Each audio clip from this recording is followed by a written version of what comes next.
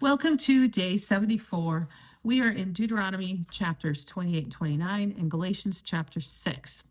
We start out in Deuteronomy with a huge statement of God's blessing for people who obey God's way. And then there's an even longer statement of the curses for people who disobey God. In all of this, they refer back to the example of what God did to the Egyptians when the Pharaoh did not want to comply with God's request to let his people go. As I'm reading through this whole thing, it's one of those sections that I think can really inspire a lot of fear of God. And I think this is one of those places where people are like, this is not the God I want to be following. This is not what I'm interested in. And I think this shows a major contrast with Paul's writing in Galatians, where he is emphasizing the love and grace of Jesus over rigid adherence to the laws that Moses is setting down. Now, there may have been a good reason in this time and place for this, and it is very typical for the way that both gods and kings set up their rules and regulations in the time of Moses. But when we are looking at the time of Jesus, which still seems like ancient days for us, but it is long after the time of Moses for the people that Paul is writing to, for people living in the Greek and Roman empires, I don't think this is as effective a way of getting through to people.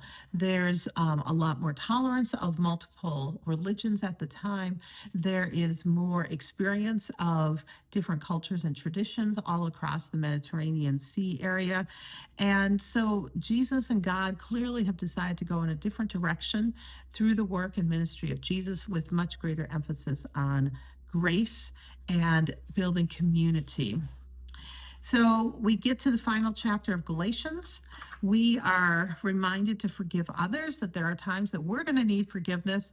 And so it is good to forgive others, to share grace, and to share the burdens that each one of us are bearing.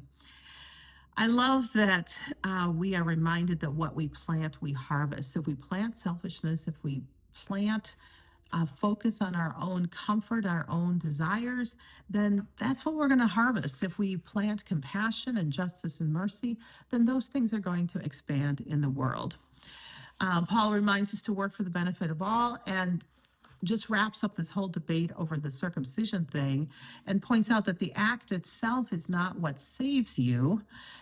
It is Jesus' sacrifice going to the cross that brings salvation to us.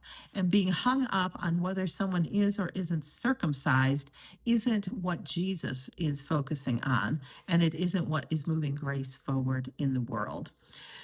So here ends our reading of Galatians. We'll be moving on to 1 Corinthians with our next reading. So have a good time reflecting on the love and grace and the inclusion of the book of Galatians as we get ready to move into the letter to the Corinthians. We'll see you next time.